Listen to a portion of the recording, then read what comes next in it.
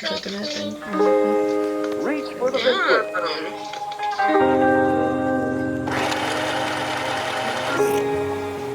This hombre,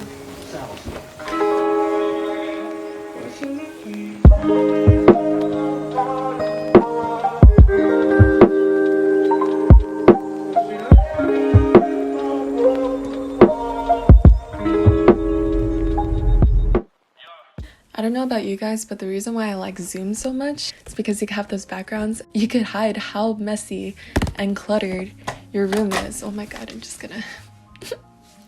It's okay. I have no shame. Hi, welcome to my channel. My name is Emmy, and this is just an overall video going over my journey in picking up one of my favorite hobbies when I was a kid, and that is DIY and sewing and just arts and crafts in general. I just transformed probably like 5 or 6 items from my closet, and it ended up being pretty successful. And there's no time to experiment like now because we're all stuck at home in quarantine, right? Thus, this mistake. So I hope that you can enjoy this video.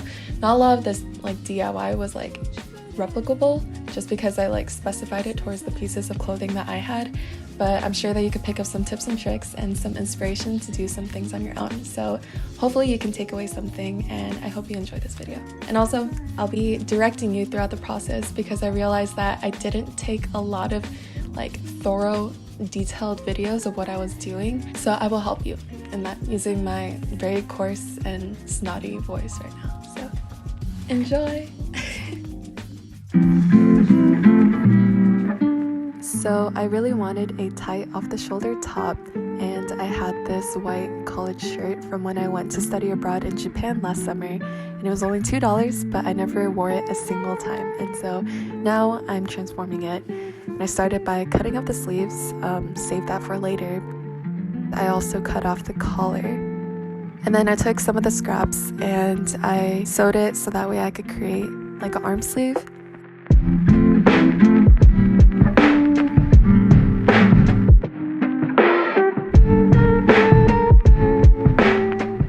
So then I took the fabric that I got from the front, I attached it to the back, and because I wanted more fabric, I laid the fabric out so that it would be wider. And then you just sew on to the sides.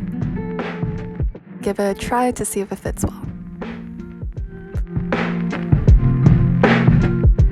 The reason why I kept the collar from before was because it was made out of this elastic material. And so if you cut it in half, elongate it, and measure it out evenly throughout the entire top, then you can attach it for a cleaner look, but to also keep the top from falling.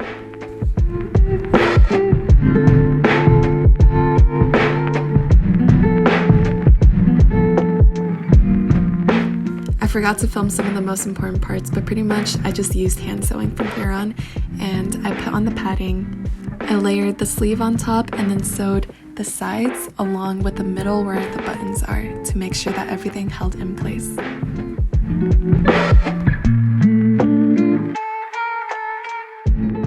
So there you go, that's the base. All you have to do is attach the sleeves and you're finished.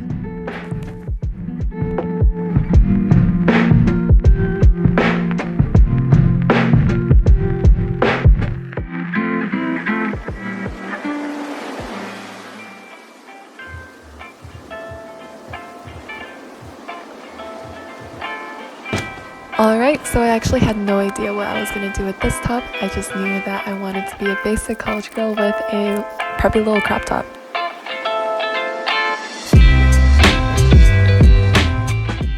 So I took my free school t-shirt and I cut it so that it could be a halter top. And then I also cropped it.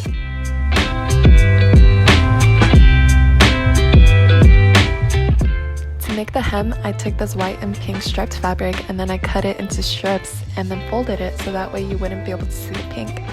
And this was a plan that I made on my own. It was completely spontaneous, but it ended up working out pretty well. So I did that for the rest of the top all the way around, and I left some of the white fabric to hang off the top so that way I could hem it and then I could tie it around my neck. So that's what I pretty much did here. And voila!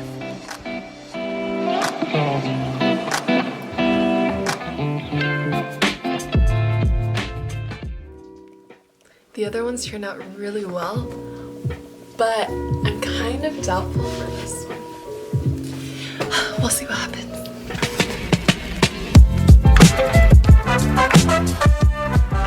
This one actually turned out really well, but all I did was change the neckline to one that's more of a relaxed V-neck, and then I also just cropped it from the bottom. To prevent any raw edges, I folded over the fabric from the bottom and from the neckline to make a hem. And then using the fabric that I already cut off, I just put it onto the shirt as a reference for how long it should be, and a tape measure to gather 2 to 3 inches in width. Once you gather the proper amount of fabric, place it onto your shirt and you can either eyeball it or measure it, and make 3 equal rows in which you will sew. Now using the remainder of the fabric, try to make 2 strips of clothing that are around 1 inch wide. It's really not that strict, you just have to have enough fabric to make a rope. Fold it in half, sew it, and take a safety pin, attach it to one end, and weave it through the entire rope. You will be doing that twice.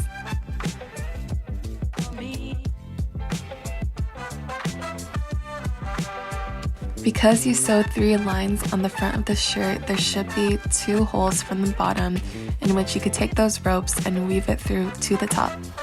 Once you reach the top, then you can sew it across to secure it. Go ahead and try on the shirt and crumple it up to your liking. Once you finish that, you can tie it off and you're done.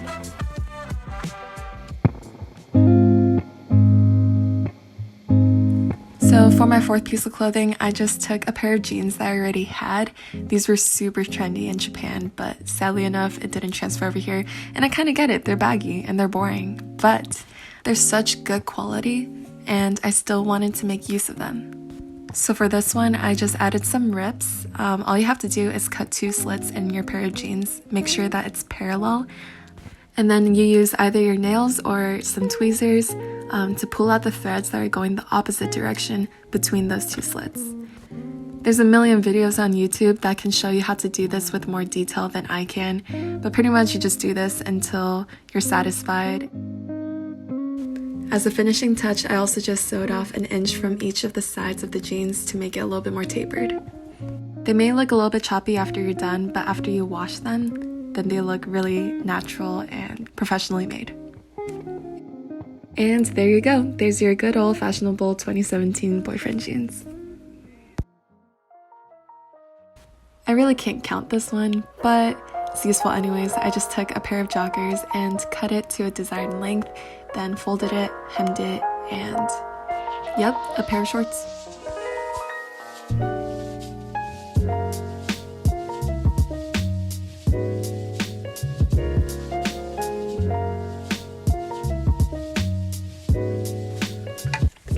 So hopefully you enjoyed that video as much as I enjoyed making it, and I hope to see you next time. Bye.